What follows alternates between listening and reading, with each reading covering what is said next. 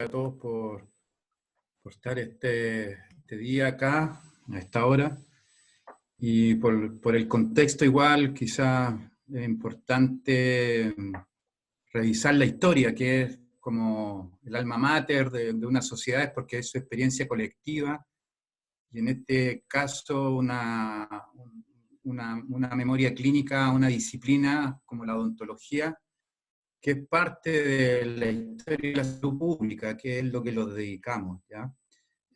Bueno, lo que los quiero invitar a, a ver es un recorrido por el museo, definir lo que es un museo, lo que hacemos, un poco dar una pincelada, a grosso modo, también de la historia de la odontología, lo que nosotros hacemos, una historia crítica, pensamiento crítico con respecto a la historia de la salud, y van a ver más allá de la odontología también otras variables que son como la historia de la psiquiatría, la medicina social, y temas que están muy interrelacionados y que han sido parte de nuestras investigaciones. Pero partamos por definir qué es un museo. He traído a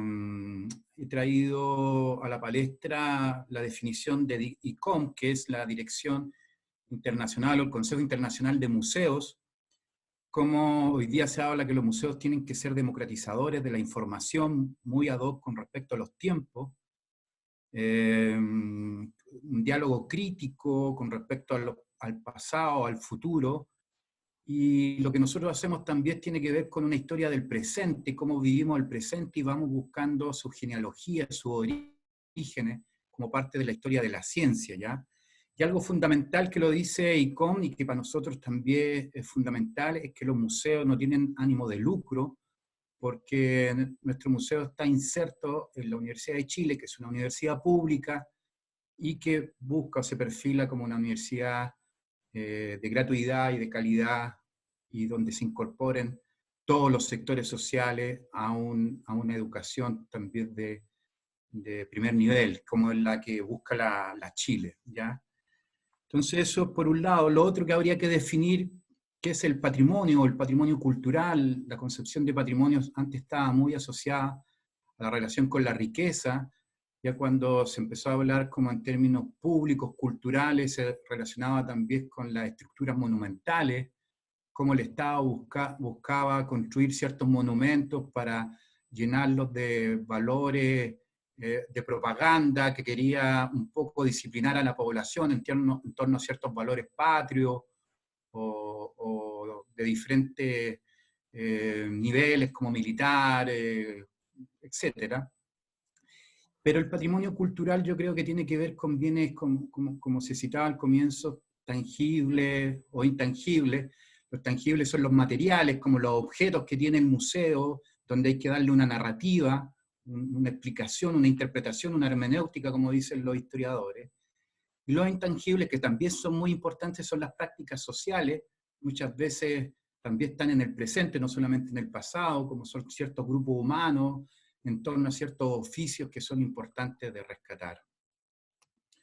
Bueno, y nuestra misión como museo busca, como siempre lo hemos dicho, nosotros somos un museo de sitio, o in situ, como se plantea, que es donde nace la disciplina odontológica de nuestro país. Ya la Facultad de Odontología es la primera escuela de odontología, por lo tanto, es el origen de la disciplina científica de la odontología.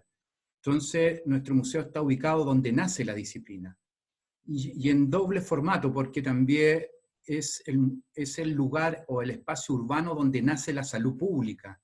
Nosotros estamos ubicados en el barrio de La Chimba, Ultra Mapocho, al otro lado del río. La Chimba significa eso, al otro lado del río, en lengua indígena, y donde están todas las instituciones de salud, y eso también tiene las instituciones de salud del Estado, ya que parten a fines del siglo XIX, y eso también tiene una explicación histórica que se la voy a tratar de dar o explicar. Entonces, en nuestro museo, estos son los contenidos. Nuestro museo está disgregado por la facultad, disperso. En el primer piso administrativo está la ciudad higiénica, como le hemos llamado al proyecto de Benjamín Vicuña Maquena, que se los voy a explicar, donde nace la salud pública. La genealogía dentro de la ciudad higiénica, la genealogía de la disciplina odontológica, sus vínculos con el mundo etnocientífico, y a qué me refiero, con los saberes o el conocimiento del mundo indígena, que también tenía conocimiento científico. Por ejemplo, los pueblos, la civilización inca hacía paralaje, hacía cálculos o mediciones de estrellas para proyectar sus ciudades. Eso se hacía, era así. La chamán o la machi mapuche trataba la esquizofrenia con datura stramonium, como el conocimiento herbolario, y eso es parte de una historia que nosotros queremos rescatar también como parte de un mestizaje clínico que se dio en la historia de la salud pública, sobre todo en la época colonial y en la primera mitad del siglo XIX. Los oficios populares, que muchas veces son desechados por la historia de la ciencia, hablar un poco quién eran los cirujanos barberos, los flebótomos, los sacamuelas, y cómo se va a concretar también la profesionalización odontológica. Además, vamos a mostrar, nosotros hacemos biografías de objetos, cómo van circulando los objetos, van cumpliendo, van pasando o se van transfiriendo los objetos en ciertas instituciones, y vamos a hablar de nuestra colección de equipos de rayos X, que es importantísima dentro de lo que tenemos. Y en el segundo piso de nuestro edificio vamos a hablar de dos modernidades de la odontología, donde la odontología entra a la esfera judicial, lo que la hace tener una importancia social mayúscula, más importante, la odontología como juez, ¿ya? Que es el caso Becker de 1909 y el caso La Ballena de 1976. Y por último, en el edificio Colín, vamos a hablar de tecnociencia, de algunos conocimientos odontológicos, de algunas tecnologías, de la fiesta del cepillo de dientes, que para nosotros es el gran proyecto social que permite a la odontología entrar al Estado a comienzos del siglo XX, y que se va a proyectar y va a madurar hasta el golpe militar, donde nuevamente se privatiza la odontología y la medicina en general. Y después vamos a hablar un poco de nuestras dependencias y nuestros proyectos y nuestras publicaciones que tenemos como museo, porque no solamente custodiamos toda la diversidad de aparatos que hay en odontología o de conocimiento odontológico, sino también elaboramos publicaciones con visiones más amplias que la odontología, como la medicina, la psiquiatría y otras esferas, todas dentro también del campus norte de nuestra facultad, de nuestra Universidad de Chile. Bueno, y partamos por el comienzo. Como les decía, un museo de sitio donde nace la salud pública. ¿Qué pasa en el siglo XIX en Chile? En el siglo XIX se dividen dos partidos políticos de la élite, ¿ya? El primero es el Partido Conservador, que gobierna Chile a partir de su poder agrario y su poder religioso, cultural, que es el catolicismo. El Estado era un Estado católico, pero en la segunda mitad del siglo XIX hay un cambio en el poder político, y el Partido Liberal llega al poder, que es el partido de los comerciantes, que van a administrar y van a gobernar el país así, a través del comercio, los negocios, la economía y la técnica y la tecnología, lo que hace que la ciencia empiece a ser un proyecto importante dentro del Estado. Y eso se va a empezar a materializar o a concretizar cuando llega a la Intendencia de Santiago un reformador social formado en Europa, llamado Benjamín Vicuña Maquena. Él plantea que para modernizar la ciudad de Santiago hay que generar un proyecto de segregación social a partir de un proyecto de salud pública, o de higiene pública, como se le llama a la medicina social en el siglo XIX.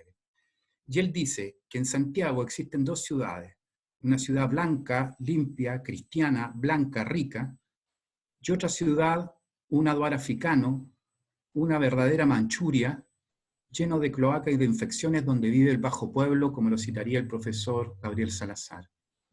¿Y qué hace Benjamín Vicuña Maquena? Construye un cordón sanitario con su asesor Ernesto Ansart, que es un francés, que es la planimetría que les estoy mostrando, y construye un cordón sanitario o muro sanitario de 11 kilómetros, donde al centro deja los sectores ricos y afuera deja el bajo pueblo.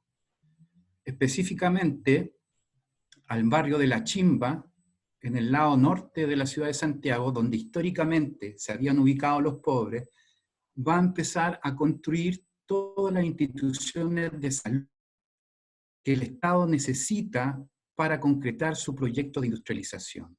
Un proyecto económico para el Partido Liberal no va a funcionar si no tiene una mano de obra sana para construir el modelo. Por lo tanto, empieza a conformarse lo que Alfonso Alvich, un historiador de la medicina europea, llama el homo higiénico, la mano de obra obrera sana para el proyecto de la industrialización. Esto no es filantropía, es parte de un proyecto político, de poder político, que la élite liberal quiere fundamentar y plantear. Esto también está lleno de concepciones del racismo científico. El racismo científico es algo que se desarrolla dentro de la medicina y la salud pública.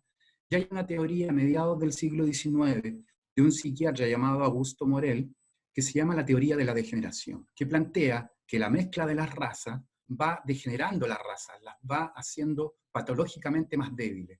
Por lo tanto, él plantea que los grupos blancos son más sanos que los grupos mestizos que tienen una descendencia, una herencia, como se le llama a la genética en el siglo XIX, más relacionado con el mundo indígena. Absolutamente concepciones racistas dentro del discurso de la ciencia.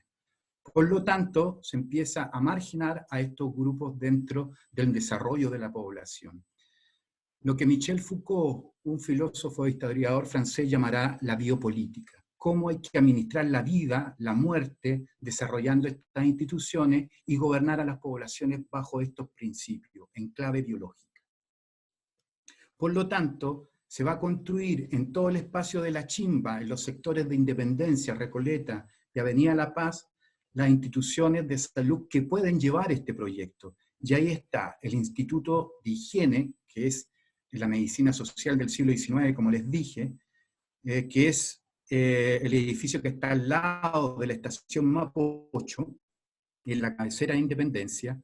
Está la Casa de Orates, que es el actual Instituto Psiquiátrico José Jorvit Barak, una institución muy importante que empieza a concretar lo que Agamben o los biopolíticos llaman el gran encierro, encerrar a toda la marginalidad que no sirve para el proceso de industrialización, locos, sifilíticos, toda una marginalidad biológica que no sirve para el modelo de desarrollo social, los locos, y el Instituto Psiquiátrico José Jorvit Barak, en ese tiempo, llamado también Manicomio Nacional, empieza a generar una terapia que se llama ergoterapia, que es la recuperación del paciente a través del trabajo.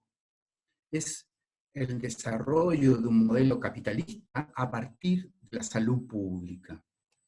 Bueno, pero a medida que se va democratizando la salud pública, ya en el siglo XX, la salud empieza a desarrollar una serie de instituciones que van a estar de acuerdo ya para desarrollar derechos sociales en torno a la población. Y esta es una maternidad que pertenece al Hospital San Vicente de Paul, que es un hospital que fue un lazareto para encerrar infectos contagiosos y que después se transformará en el Hospital Clínico de la Universidad de Chile. Pero aquí ya hay un proyecto de Estado donde el liberalismo está desarrollando una estructura estatal de salud fuerte para este proceso que cada vez va madurando, este proceso de industrialización. Y dentro de todo este espacio urbano, el espacio higienista, también se ubica la Facultad de Medicina, que a partir del siglo XIX adquiere enorme poder, como lo plantea María Angélica Illanes, una historiadora de la medicina social, que tiene un bello libro que se llama En nombre del Estado, la nación y el pueblo, y donde ella plantea que los médicos empiezan a solucionar los problemas de la industrialización, el hacinamiento de conventillos, las enfermedades que son provocadas como la tuberculosis, la sífilis, y eso implica que los médicos empiecen a convertirse en una élite, lo que ella llama la inteligencia médica.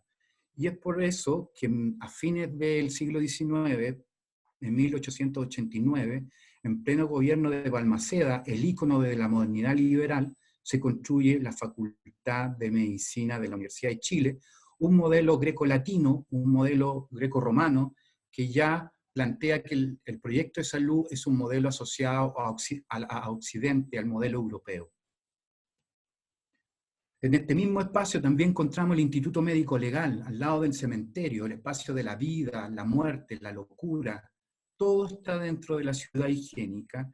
Y en este Instituto Médico Legal se moderniza la morgue, que era un espacio absolutamente poco higiénico para desarrollar las pericias en casos de crímenes o todo lo que tiene que ver con la medicina legal. Pero este Instituto Médico Legal hace poco sacó una memoria, 100 años de historia, y reconoce que el caso Becker, que es el caso de identificación dental que les voy a hablar más adelante, de 1909, da el impulso definitivo para construir este proyecto ya moderno del Instituto Médico Legal.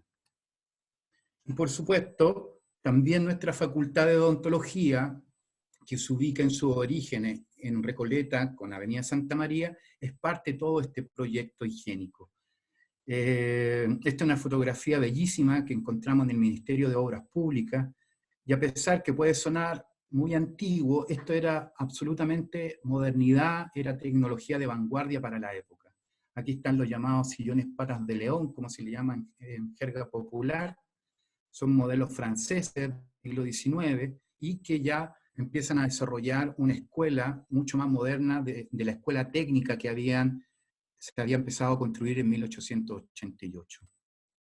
Bueno, y aquí ya llegamos a nuestra facultad. Esta es la parte donde entramos a los edificios, donde está nuestro museo, y lo primero que vemos es este sillón, un Imperial Columbia. ¿Por qué se llama así? Porque es un sillón de vanguardia de la White Dental, que es una gran industria de elementos odontológicos norteamericana, que presenta este modelo en un congreso científico en Colombia, en 1895. Y además es el primer sillón que tiene disco, que le da mayor equilibrio al objeto para manejarlo, tiene motor hidráulico y también tiene una pequeña silla para niños, por lo tanto sería un sillón de odontopediatría. Es un objeto único que tenemos como museo, es muy de valor patrimonial para nuestras colecciones, y además recuerda un poco a los sillones barberos, y eso es lo que le quería plantear con los oficios populares, cómo los sillones conservaron un poco esta estética del barbero, y es porque yo diría hasta finales del siglo XVIII, la biología y la medicina no tuvo ninguna importancia científica. En ese tiempo gobernaba la filosofía, la teología y las ciencias humanistas también, pero a partir de la industrialización eso cambia. Por lo tanto, en la colonia, los médicos o cirujanos barberos se dedicaban a operar y afeitar en las plazas públicas. Entonces, era un oficio popular todavía, no tenía la importancia o el estatus social que se le da hoy día en el presente. Bueno, acá llegamos ya a lo que podríamos decir odontología colonial. Esta es una bellísima fotografía de Millet, que es uno de los grandes fotógrafos de estudio de fin del siglo XIX y comienzo del XX. Es la reconstrucción de una técnica odontológica que la encontré en una revista médica de fines del XIX, donde los médicos y los odontólogos están estudiando la fisiología mapuche, el piruforo, que es el gusano de los dientes, que es la primera conceptualización de la microbiología mapuche, y que ya habían estudiado los jesuitas y los capuchinos entre el siglo XVIII y el siglo XIX. Eso es muy interesante. Además, el conocimiento herbolario que tenían los mapuches sobre la odontología.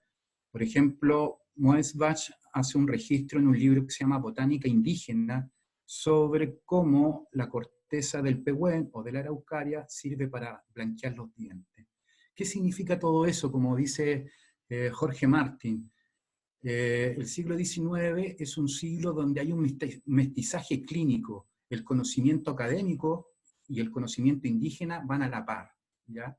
Pero esto se va a romper cuando nace la Facultad de Medicina en la mitad del siglo XIX. Lo otro interesante que sale en estas imágenes es lo que Celso Moreno, un odontólogo que fue curador del museo en 1988 aproximadamente, escribió un texto que me gusta mucho que se llama Los odontólogos en la colonia, y habla del pelícano, del registro de este instrumental, que es un instrumental que provocaba muchas lesiones a la población.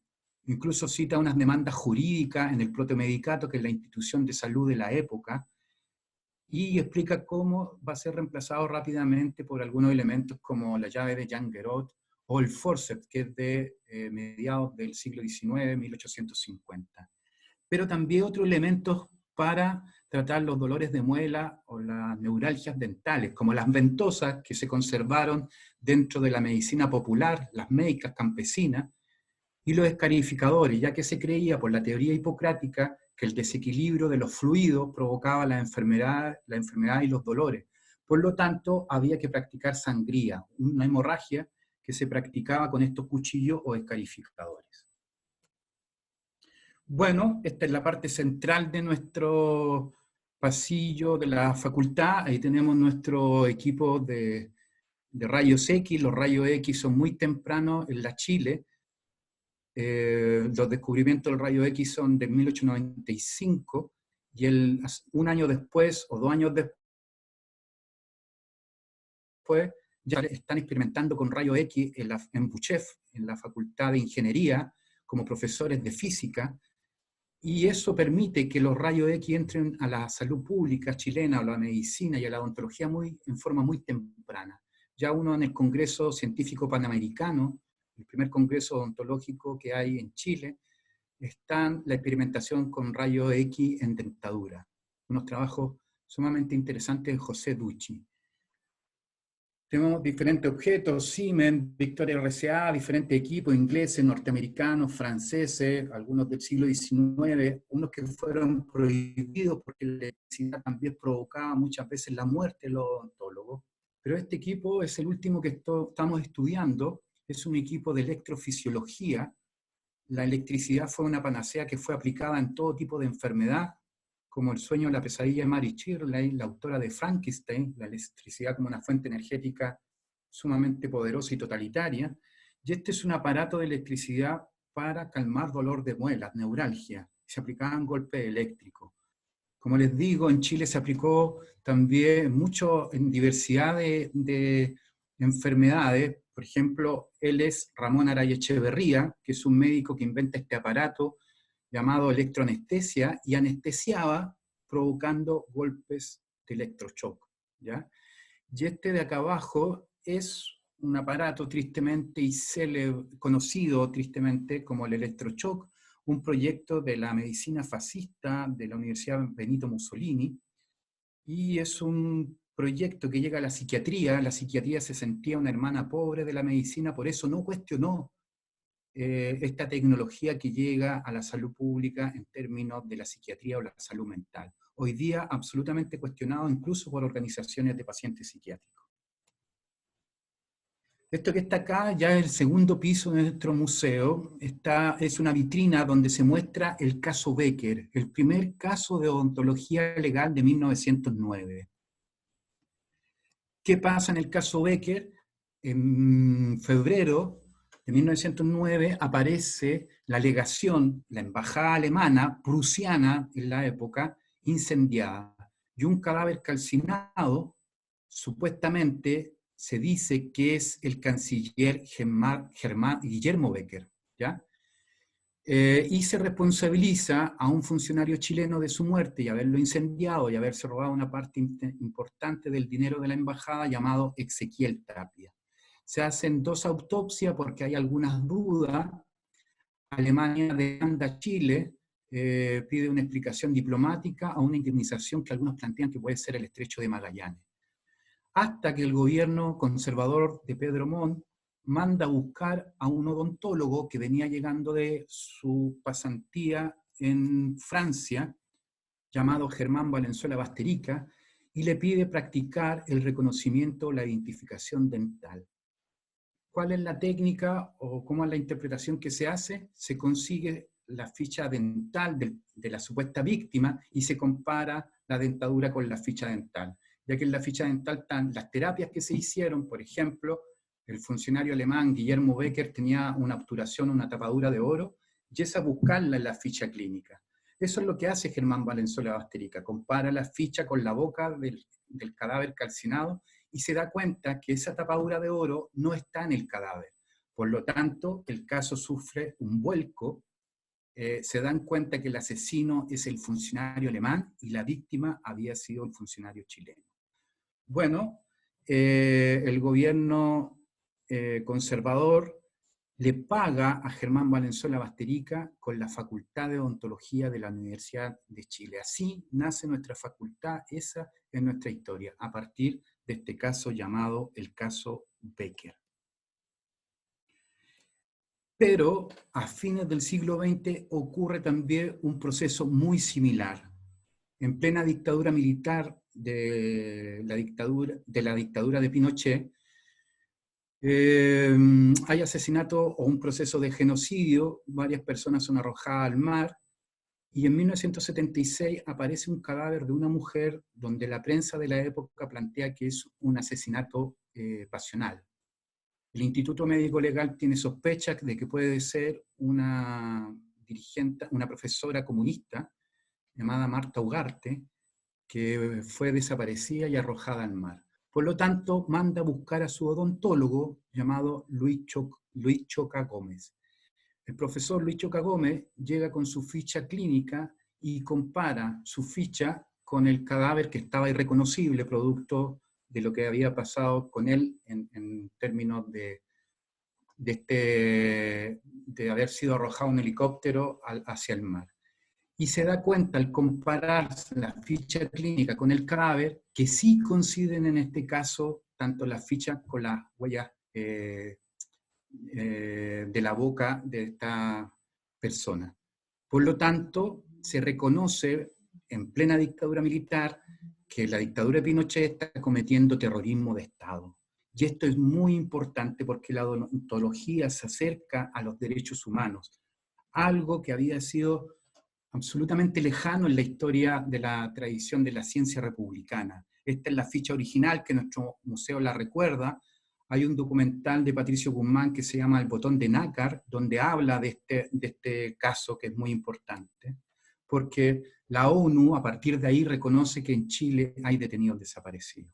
Bueno, ahí está el profesor Luis Choca Gómez, que ahora es un profesor emérito, que ganó un premio que se llama Juvenal Hernández, un premio muy importante en la Universidad de Chile.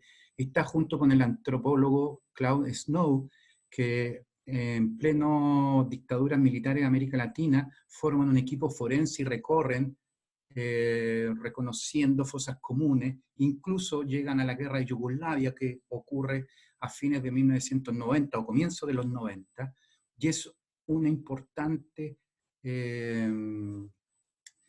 reconocimiento al profesor con respecto a esta trayectoria que hizo en términos de la violación a los derechos humanos. El profesor Luis Choca Gómez es el primer odontólogo que tiene un doctorado en estas ciencias odontológicas y que tiene una trayectoria muy, muy importante. Bueno, ya vamos a las tecnociencias o las biografías de objetos. Este es un sillón militar de 1917, cuando el odontólogo tiene que llegar a los hospitales de sangre a reconstruir rostro, porque desde la guerra de Crimea las tecnologías militares construyen muchas bombas que provocan destrucción de rostro, por lo tanto hay que hacer reconstrucción de maxilofacial.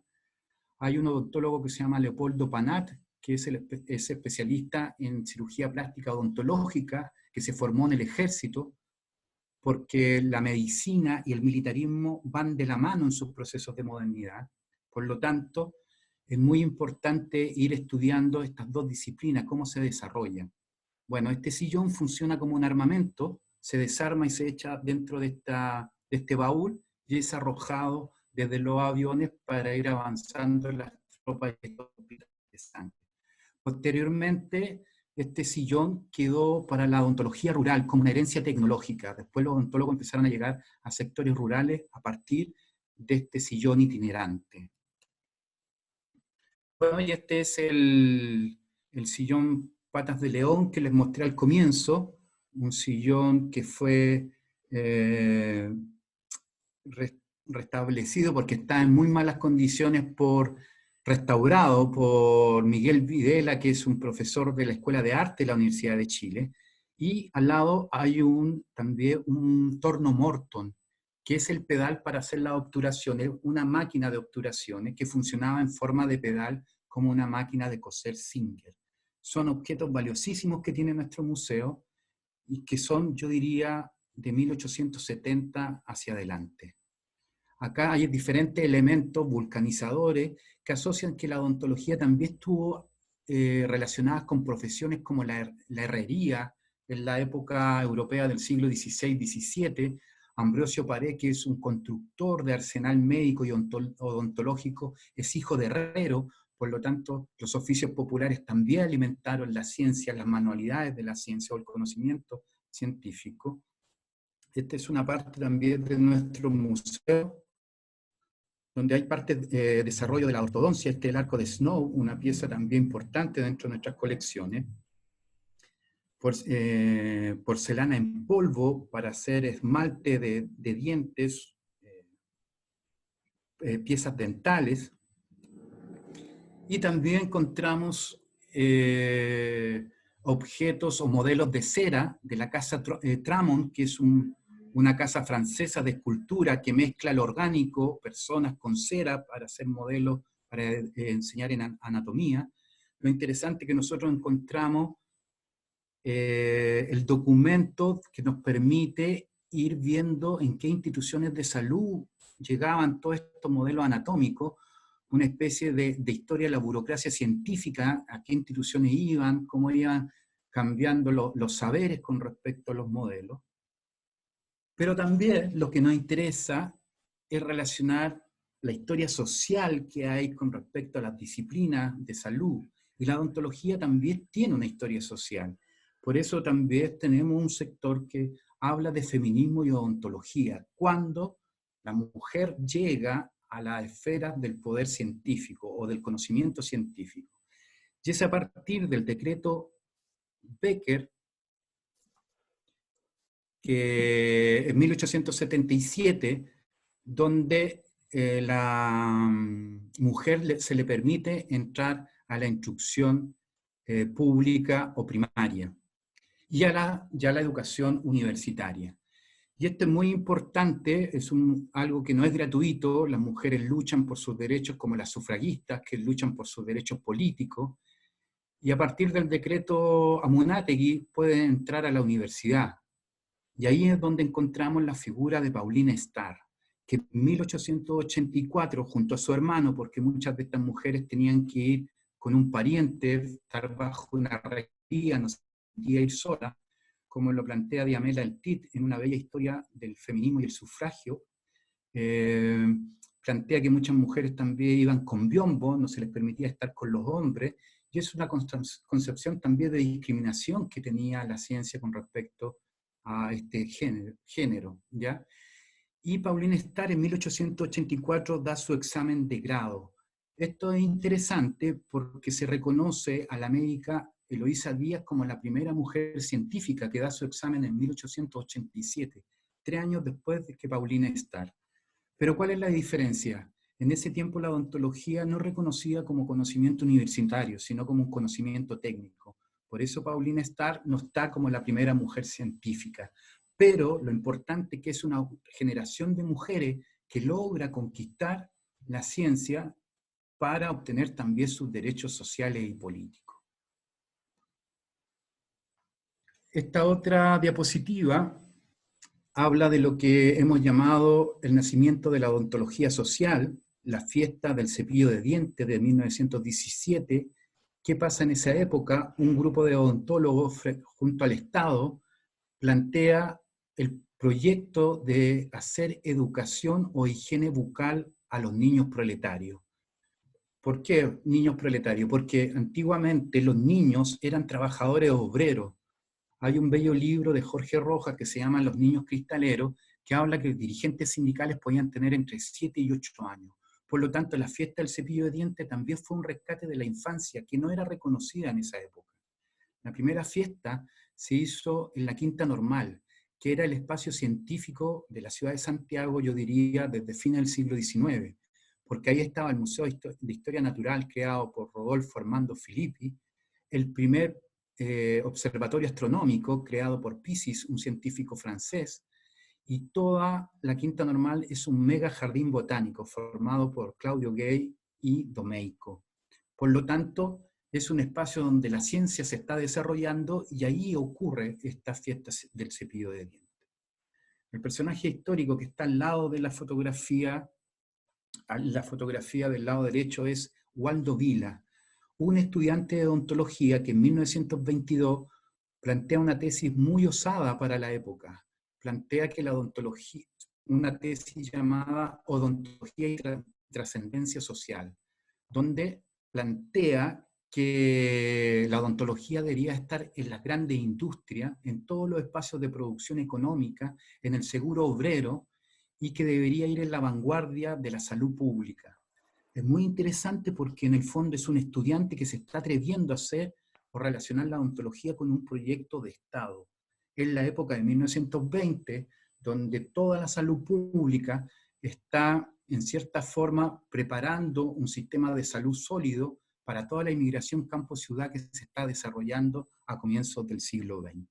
Waldo Vila no solamente fue odontólogo, y esto es un poco la dinámica o la plástica que tenía la odontología de esa época, fue uno de los grandes pintores del proyecto modernista de comienzo del siglo XX, que son las vanguardias artísticas, y hay una colección enorme de pinturas de Waldo Vila en el Museo de Arte Contemporáneo. Esto que tenemos acá son fotografías del Museo Histórico y es la primera clínica móvil del servicio dental escolar.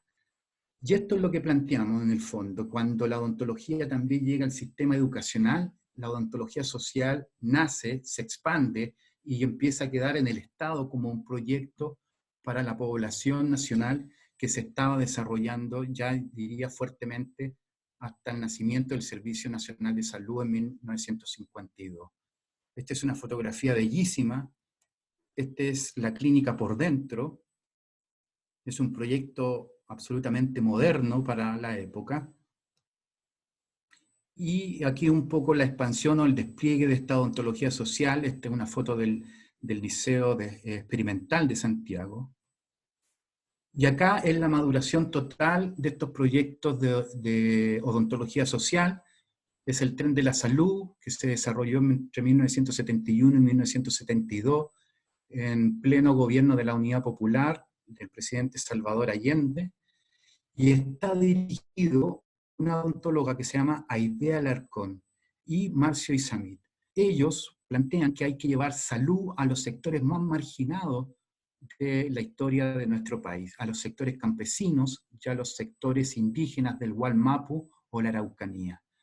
Y a través del ferrocarril, que fue el medio de transporte más importante del siglo XX, van a llevar no solamente odontología, sino especialidades como cardiología, oftalmología, ya estudiantes de la Universidad de Chile y de la Universidad de Concepción para estas prácticas de salud pública. Incluso incorporan la antropología, las ciencias sociales y hacen intercambio, interculturalidad en salud con machi mapuches. Un proyecto muy interesante que va a ser absolutamente borrado a partir del golpe militar, y Aidea Alarcón sale al exilio a México, donde muere en el exilio, pero antes en la Universidad de Monterrey forma el Bus de la Salud, donde recorre el desierto de Sonora entregando salud a las comunidades indígenas mexicanas. Ya para terminar toda esta pincelada o historia general de la odontología, voy a hablar de la última etapa, que son los años del plomo, los tiempos de la dictadura militar, donde viene el proceso de privatización. La odontología es expulsada del proyecto de Estado porque se empiezan a restar sistemáticamente las becas que los odontólogos tenían para entrar a la salud pública del Estado. Juan Giaconi, que es un médico que hace historia, o hacía historia, plantea que entre 1982 y el 86 se eliminan absolutamente estas becas para acceder al Ministerio de Salud, y donde los odontólogos ocuparan cargos importantes, y empieza todo un proceso de rompimiento de esta asociatividad o esta colectividad que habían tenido los odontólogos durante el siglo XX, y se les plantea una autonomía o un individualismo profesional. Además, se libera la educación de mercado y nacen las facultades de odontología privada, lo que atomiza más o rompe más estas estructuras que se habían dado de la odontología en el Estado durante todo el siglo XX. Por último, ya vamos a hablar de lo que hacemos en nuestro museo. Todas las interpretaciones que le he planteado están dentro de esta documentación que hemos encontrado en la propia facultad. Aquí están más de 70 tomos de correspondencias, cartas de decanato y una serie de información tecnológica que hay en torno a la historia de la facultad. Hemos digitalizado, yo diría, un 10% de esta documentación, pero nos ha permitido ir avanzando con respecto a ir formulando una nueva historia de la odontología, si se pudiera plantear así. Tenemos colecciones, fondos donde hemos clasificado todo este material, pero también hemos hecho publicaciones, hemos escrito literatura científica en torno a la historia de la salud. Valentina Fahrenheit y René Valenzuela dirigieron un proyecto de la historia de la salud en Rapa Nui, y junto con historiadores de la ciencia también desarrollamos una trilogía que es una historia de la industria, se llama Industria del Delito, que es una historia de las ciencias criminológicas, donde hablamos del caso Becker y el caso de la Playa La Ballena, donde también históricamente se ha asociado la criminalidad a los sectores populares. Es una historia de pensamiento crítico con respecto a la historia de la ciencia. Un libro llamado Boulevard de los Pobres, que habla del racismo científico, que ha vuelto hoy en día, por ejemplo, de tecnologías de depuración de población como la eugenesia, donde se plantea la selección de los mejores y dejar morir la vida sin valor, algo que este último tiempo nos ha hecho eco, o se ha planteado en ciertas situaciones, y República de la Salud, que es una historia de la salud pública, una defensa crítica a la historia de la salud pública chilena y cómo fue desmantelada en procesos de modernización de la dictadura militar, y quizás hoy en día estamos pagando la consecuencia de ese modelo. Por lo tanto, son 3 libros de vanguardia elaborados en nuestro museo junto a la editorial 8 Libros. Libros que han sido no solamente comercializados, sino muchos de ellos han ido a bibliotecas públicas, a bibliotecas del Congreso, de la Biblioteca Nacional, y a bibliotecas que tengan acceso a las comunidades que nos interesan llegar. Libros especializados, pero que son, yo diría, de un valor histórico y patrimonial muy importante.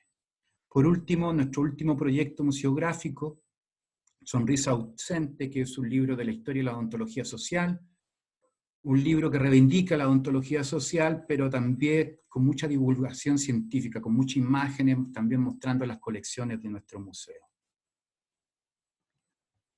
Hemos generado no solamente publicaciones, sino también seminarios. Tenemos un diplomado de Historia de la Salud con varios historiadores importantes de esta especialidad, literatura y enfermedad, la historia de la tuberculosis, la historia de la locura, una serie de conocimientos que no solamente nos interesa formar profesionales, sino, por ejemplo, dirigentes de la salud, dirigentes sindicales de salud, que sería muy importante que supieran de la historia de esta experiencia colectiva. Y varias exhibiciones en la unidad de patrimonio de salud del Ministerio de Salud. Hicimos una exhibición que estuvo 1 año en su dependencia, y en el Congreso Mundial de Radiografía Dental. Hemos hecho seminarios, muchos seminarios este último tiempo, la historia de la anatomía, que trajimos a José Pardo, un historiador de la anatomía europea, a Sandra Caponi, una historiadora quizás la más importante de Sudamérica, a hablar de la biopolítica de la indiferencia, el uso de los fármacos que hoy día hace el neoliberalismo, y la eutanasia, un tema complejo en estos tiempos de pandemia, y trajimos a Christina Hort, que es una historiadora alemana que aboca todos estos discursos en tiempos del nazismo. No solamente hemos hecho publicaciones, seminarios o reconstrucción museográfica, también hemos contribuido junto al Departamento de Humanidades Médicas de la Universidad Católica a construir archivos patrimoniales para instituciones olvidadas, que son tan importantes como el Hospital Psiquiátrico El Peral de Puente Alto, donde hay una enorme historia social no contada y que también hemos contribuido a este archivo para las futuras investigaciones sobre toda esta población que se ha no solamente privado de sus derechos como paciente. La psiquiatría es la única institución que encierra a sus pacientes, es un tema contradictorio, sino también cómo estas poblaciones también tienen derechos sociales. Por lo tanto, es una historia que hay que contar y que es muy importante dentro de la historia social de la salud. Y por último, nuestro proyecto de recuperar nuestro archivo digital, nuestra página web para nuestro museo. Eso es lo que les quería contar, amigos. Muchas gracias. Un gran aplauso para César, se pasó. Un aplauso virtual a la distancia.